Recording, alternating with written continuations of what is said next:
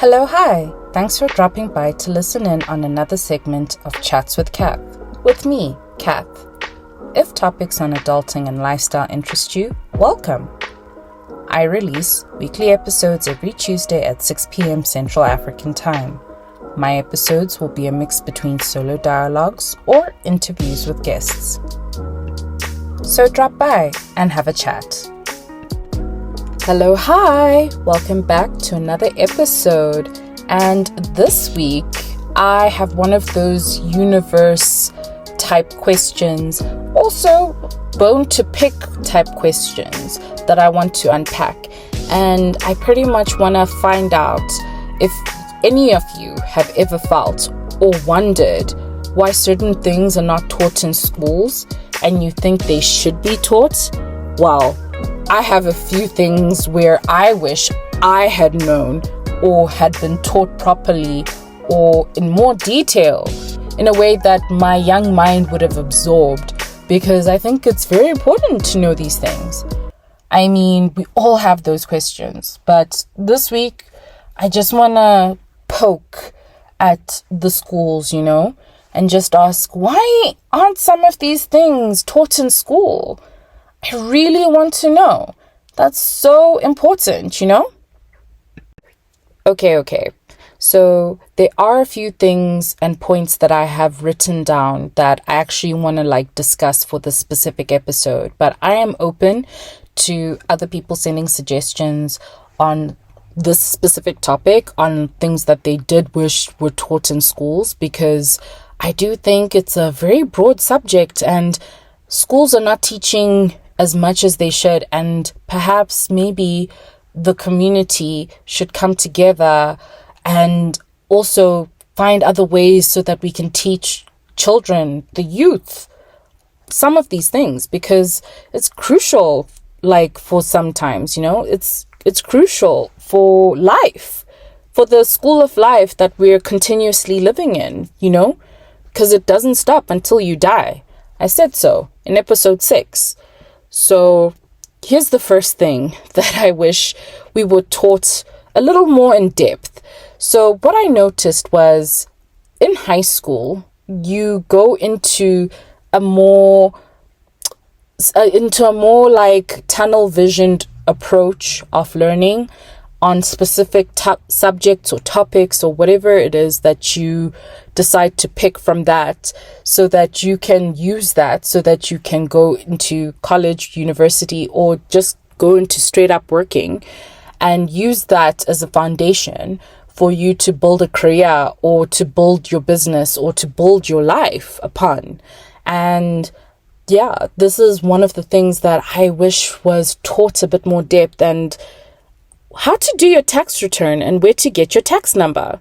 So I was fortunate because in high school, I did accounting and business studies. And in varsity, I also did the same thing. I ended up doing accounting as well. And I always wondered, what about my friends who did not do business studies and accounting? Do they know where to go and get their tax numbers from the tax revenue services, like SARS in my case, because I live in South Africa? Do people know where to go to get this information from the South African revenue services? Or if you live in different countries, you have your respective tax collectors and tax forums. Do you guys know where to get that information? Do you know how to log a tax return? Do you know how to do that? I guess it's something that it's almost an afterthought when you start working and you see it for the first time on a payslip, or you see it for the first time when the tax man sends you a letter and is like, yay, you owe me tax. And you're like, what? What's this? And you're so confused. Now you need to know what tax bracket you are in. Now you need to know how to navigate the website where you need to submit this information, or if you actually have to physically go to a specific location or a building and deal with a broker or a tax advisor or your financial broker.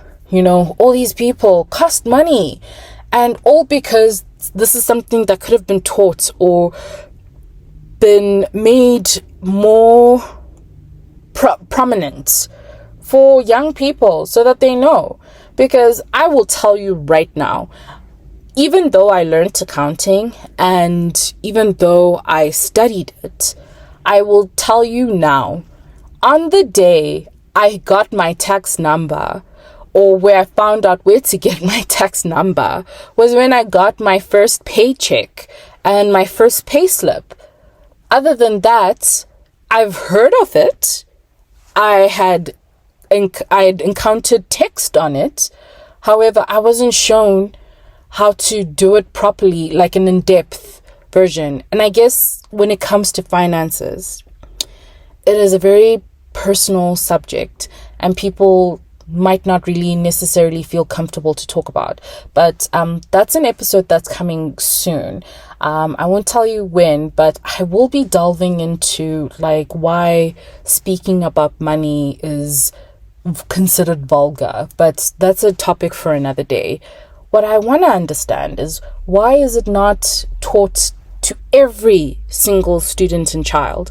Because at some point, irrespective, when they become working adults, whether they have their own businesses, whether they are working for someone, whether they are just bumming around, whatever it may be, you need to pay taxes. You have a tax number. And at some point, if you are one of the people who are moving countries or bouncing from country to country, are you aware that sometimes if you live in a country for long enough and you're from another one, you pay the tax of your current country, and then at some point, if you've stayed in another country for too long, you end up paying taxes there. Can you imagine? That's a lot of money exiting your bank account that you could be using for other things. You know, you can be using it for vibes. You could be using it for food. You can be using it for school fees if you have children. Whatever it may be. Like, these are things we need to tell the youth and younger people so that it's not a surprise. Which goes into my previous episode, adulting scams. Like, why is this not spoken of quite often? It really needs to be addressed because we're getting too many surprised adults out here. Okay, the second thing I want to unpack is the concept of learning to pay yourself first. And that goes into this book. I think it's also an audio book as well, and a podcast on Apple, which is Rich Dad, Poor Dad. And it's by Robin Kiyosaki. I think he's based in the United States, and it is fascinating. If anything, I actually think it should be taught in secondary schools, this book, especially about financial health, because it is a very digestible way for people to unpack like two perspectives of financial management. And I think that is so valuable because it will help, you as a person so that you can manage your own expectations and your limitations so that you're not overspending and you can try be a little more smart with your money. So learning to pay yourself first came up in this book, and this was a tactic that the rich dad did. And pretty much what he did was he always made sure that there was money for himself first, and then for other things like for rent, for car repayment, for insurance, etc., etc.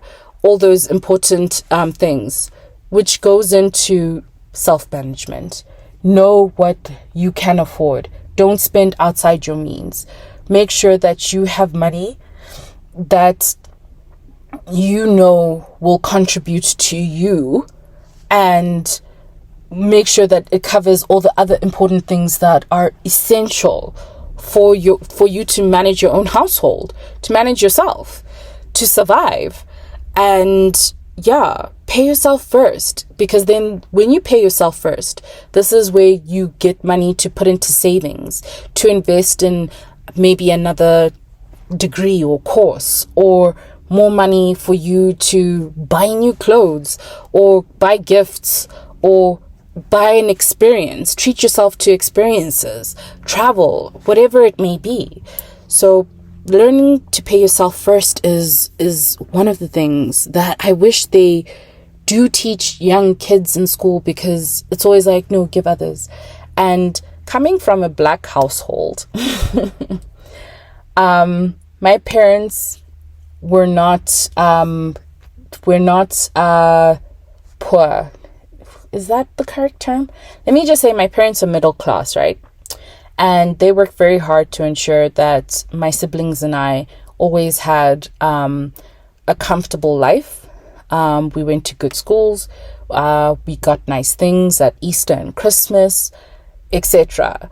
And I do know that it's not necessarily the case for others, but there are some similarities where there's black tax, which is something that happens here in Africa because there was a long period of oppression happening on this continent, and a lot of countries and a lot of families of color have found that they depend on my generation, the millennial generation, or the Gen X generation, and other future generations to, contribute to the household and like pay, it's almost like you're paying your parents for like everything that you have done, or your guardian, whoever it was looking after you, all these things.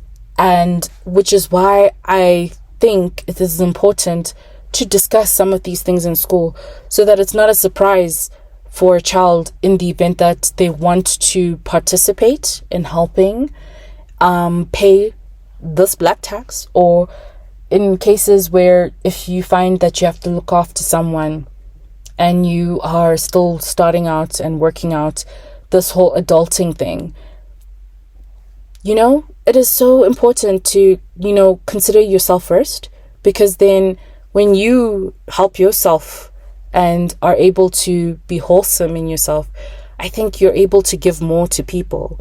You can't give if you have nothing, I did mention this in previous episodes. You can't give if you have nothing. So I do wish they would unpack these topics and discuss this a bit more in schools. And then professional and social etiquette. Before people come at me, I'm not saying go to a finishing school and learn how to curtsy and which fork you need to use to eat. I'm not saying that.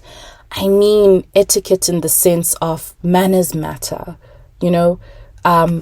being able to set a good impression of yourself, and people can view you and see that they want to interact and socialize with you. If you're rude and if you're uncouth and if you're just an unpleasant human being, people will ice you out and things will be difficult for you. Like if you are a complete a-hole, like there's only so far you can go unless you're a billionaire or millionaire and you think you can treat people badly, but like at the end of the day that catches up with you at some point. So professional and social etiquette, I mean, being able to greet people, I mean being able to listen and then respond, and being cognizant of others around you, not being that person who makes everyone uncomfortable, not being that person that people are just like, oh gosh, no, don't interact with this one, she'll just make things even worse for you, or he or she, or however you identify. That's cool too. You need to be cognizant of how you present yourself to people, because it will determine how people will treat you in turn. So if you are rude, people will treat you with disrespect. If you're too nice, people will take advantage. If you are, a mean person, people won't tell you anything, And this goes into emotional delinquency, but I think I'll save that topic for another episode. So yeah, professional and social etiquette, look into social behaviors and norms. So Read books like The Law of Attraction, or How to Make Friends and More Money, or The Art of Not Giving a Fuck, you know? Consider that. Like, take some of those lessons. Heck, even this book that was written 400 years ago, The Art of War. Read that. I'm pretty sure it was written as like maybe a millennia ago. But it's a very old book, but it's still relevant because people are still using those tactics in social situations to this day. Yeah, something to think about. Or even The Prince. Yeah, The Prince by Niccolo Machiavelli, not the other prince. Okay.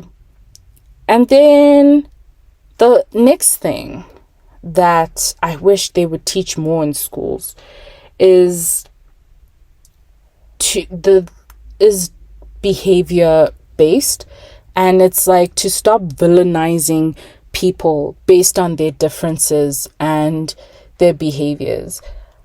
For example, because I'm a woman, and I'm not just saying this is just strictly for women, I would think it's for other communities as well, where people villainize you if you are in a relationship, if you're not in a relationship, if you took someone from a relationship, if you are destroying a relationship right now. I'm not saying those are good things.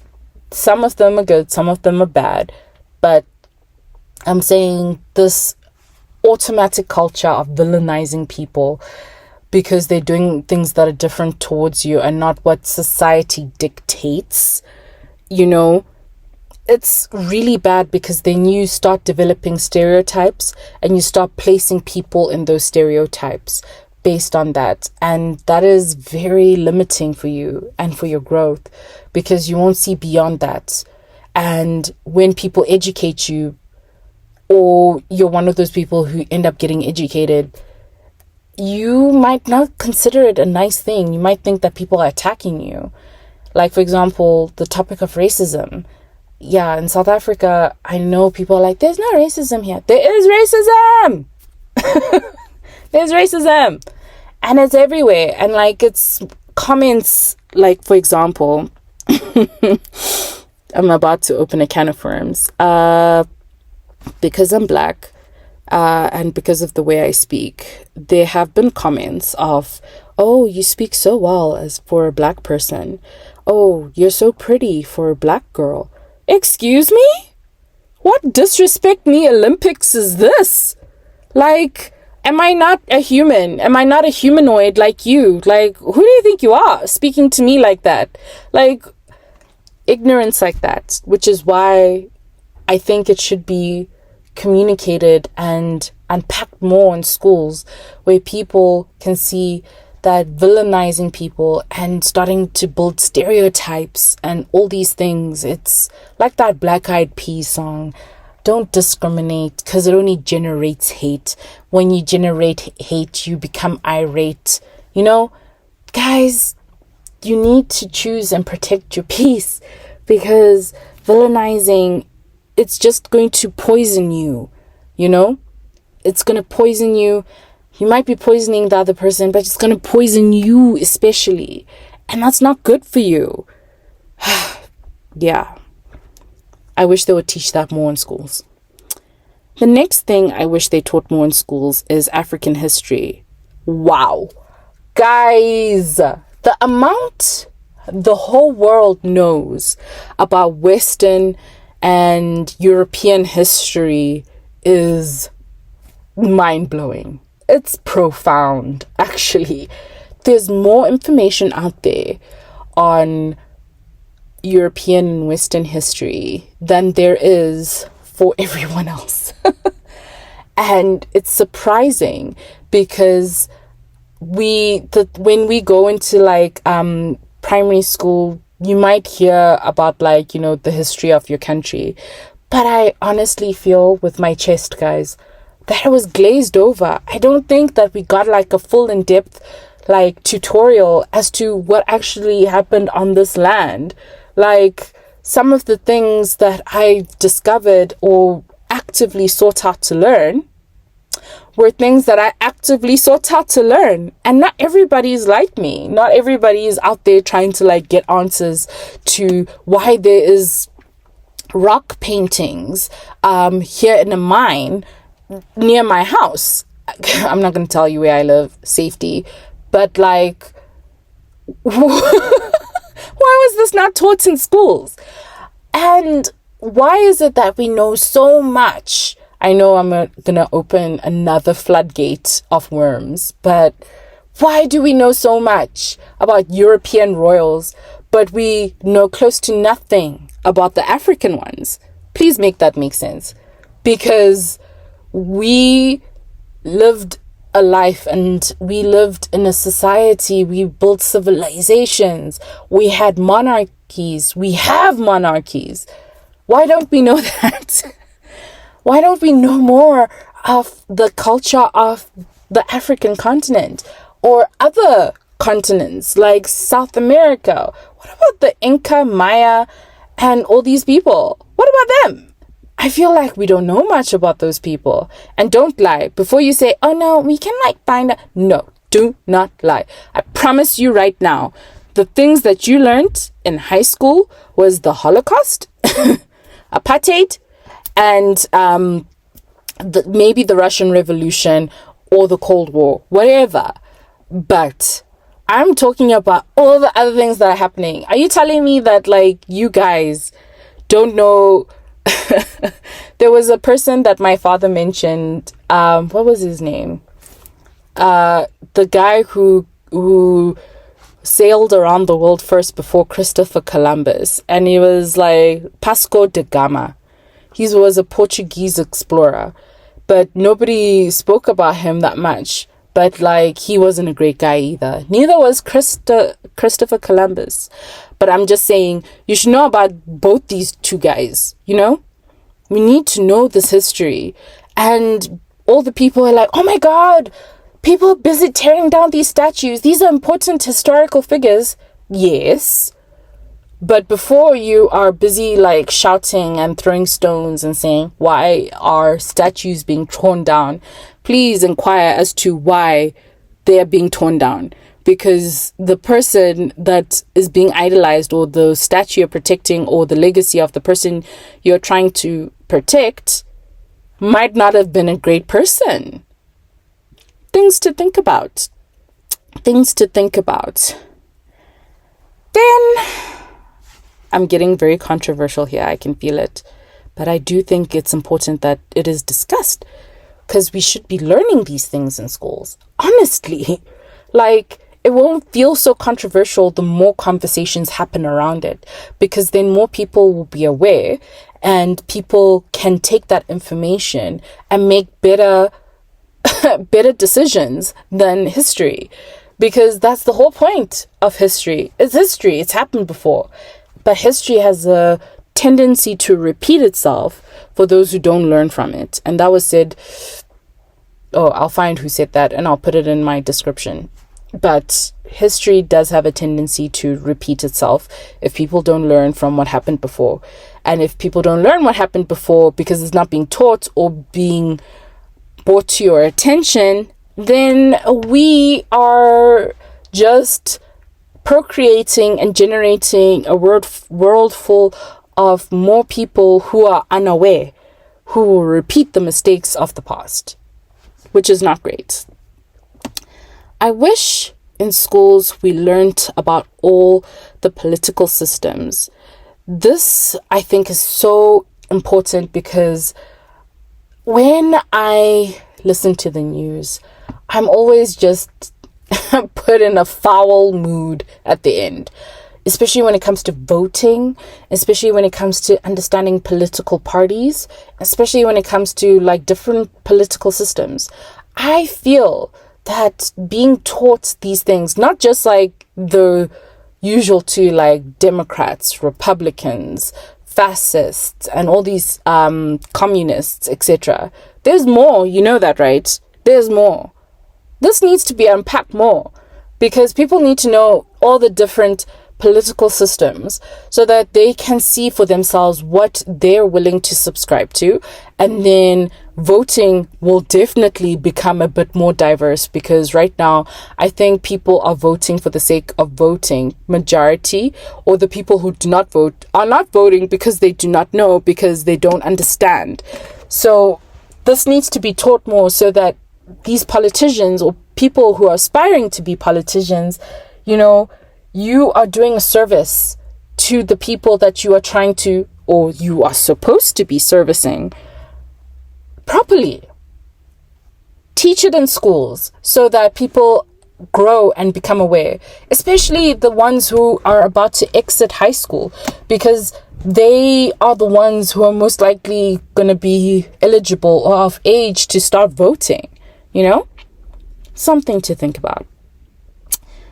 The next thing I wish was taught more was driving a car and the rules of the road. I know that, people, if they have the opportunity or the chance, they will be taught how to drive and they will learn the rules of the road based on if they're able to or capable to. I'm not saying that everybody should be able to, but I do think that each of the schools from around the world, I wish they did what the United States does, where they teach children at the age of 16 the rules of the road, and then they start training them how to drive. I do think we would be having different driving scenarios and situations, because I think the earlier you learn and the better you become as a driver, because you've learned at an early age.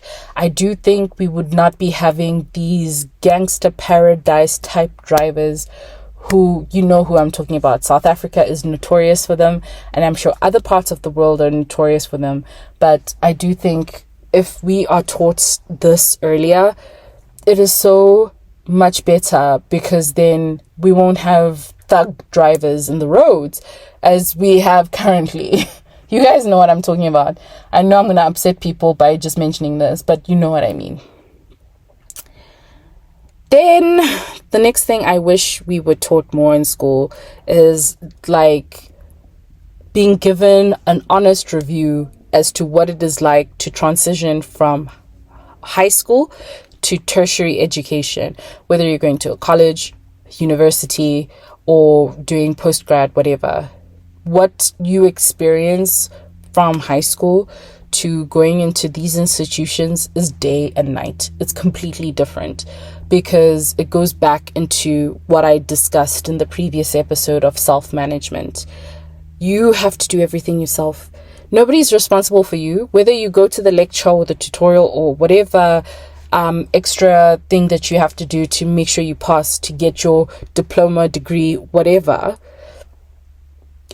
Nobody's going to do that for you. In schools, usually the teachers follow up. You're given homework. You're given all these other things. Varsity is completely different. Even the lifestyle, because they are automatically assuming that you're an adult and you know how to manage yourself. Meanwhile, you were a child yesterday, now you're an adult today, and you're like, where was the class of the transition? Where was that class? And for those of you who are like, no, but the class was there, you're supposed to know kind of thing. I'm talking about honestly, guys. I feel like there should be discussions about the transition from high school into university, because it's day and night. Trust. Day and night. So I do wish they would teach this more in schools, especially for those who are about to go and embark on either working straight away, going on a gap year, or going straight into university or varsity or college, whatever it is that you're doing. That is important. These conversations should be happening in secondary school. The next thing I wish they had taught a bit more in school is sexual health and education. Before you come for me and you're like, no, but they taught us this in primary school, and in high school they taught us the biology of how the body works and what goes into it. And with that being said, even with that biology, they focused a lot on the male or the male reproductive system. And the female reproductive system, it's like there's a womb, there's some tubes, and there's a place where the baby will sit once the sperm gets in it and fertilizes the egg. Don't lie to me. If you said that, if you feel like you got a more in-depth tutorial, good for you. But where I went to school, which was also a very, very good school, I don't think it was discussed in full detail on a regular basis, this topic. I feel like it was like 1 week where we all got into a room where boys and girls or separate on some instances where this was discussed. I don't think this is a 1 week course. This is a full-time course. It should be something that is consistently covered all the time, because the human body is like the most complex machine that is out there, that is pumping blood. Okay. That is the most complex machine out there. And to say in a week that okay, cool, I think, like the birds and the bees shop. No. There needs to be full, proper tutorials, and it shouldn't be embarrassing, and goes back into what I was saying. People should stop villainizing these conversations and making it seem taboo. No, we should be discussing these things properly. We should be discussing it in detail with no embarrassment, so that people are aware, and people will be able to make decisions based on their own bodies in terms of like what they want to do with them. And at least that way they'll be more aware and more informed, And I think the more you know, the more you will be able to determine like what you're comfortable with and what you want to happen to you. You know what I mean? And also going into sexual health, which is why I like that show on Netflix, Sex Education. That is really good, because we don't discuss pleasure. We don't discuss boundaries that often. I mean, boundaries is spoken about, but like it's in the instance of if you feel like you're in a situation where you might be assaulted or you've been assaulted, etc. It doesn't go in detail as to all the other aspects of a sexual experience. And before you guys are like, what? Like Kama Sutra? Yes, Kama Sutra. Let's talk about it. There are positions, there's pleasure points, there's all these things, which is why I think women's health, men's health, all of it should be discussed properly, and sexual health forms part of that. And I don't think it's being delved into in as much detail as it should be. Yes, there are schools who are teaching it, but like, honestly speaking, you as an adult, with the information you are busy divulging to people that you're teaching about this, can you sleep at night knowing that, okay, cool, I taught them everything that they needed to know, no embarrassment, and that they would be able to make decisions about their bodies after that conversation? Can you say that? Like, these things need to be spoken about a bit more. I know it's controversial, but I'm just saying these conversations need to be had more. Then finally, guys, because this is going into a very long episode, detailed and helpful talks on what each of the dangerous drugs do. I know I'm about to like make people angry, but hear me out. I do think, same with the sexual health and education, I do think it's important that people get more detailed information and let me retract that. More detailed information and more examples and life scenarios to be discussed on a regular basis as to what certain drugs do. This could be the dangerous type, prescription, yes. The stuff your doctor gives you, those are drugs. And recreational. People, children, the youth, whoever is exposed or is in the process of dabbling in any of those items or go into that territory, please, I do think that there should be safe spaces to discuss this in a healthy way, rather than things have happened, it's too late now, they're in rehab or in jail. No, let us discuss it openly and make it safe so that people do not feel that, like, you know, I wish someone had told me this in school. I wish someone had, like, you know, given me full details about this in school. Because I honestly feel like if you unpack it and give people the correct and as much information as possible, I do think that the more you're informed, the better people are able to make decisions based on that, you know? They can avoid the drugs because they're like, hey, side effects are death or loss of sight or like all these other complications that happen. Maybe people won't be so keen to be dabbling in these things, you know? Maybe society won't be saying, oh no, it's so cool to do this. I mean, if people are a bit more informed and this is discussed like in a safe environment where people won't be villainized for it, I do think a lot of situations can be avoided. But anyway, that's me and my piece. Guys, if you have any other topics you would like me to uncover or discuss, or if you have more things that you want to send into this podcast of things you wish they had taught a bit more in school, please do share in my comment section on YouTube, or you can email me on chatswithcath@gmail.com, and I'll be happy to get back to you and continue this conversation. Have a part 2, you know? But yeah, with that, guys, I shall see you soon in the next episode. With that being said, you guys, go with God and see you soon in the next episode. Ciao!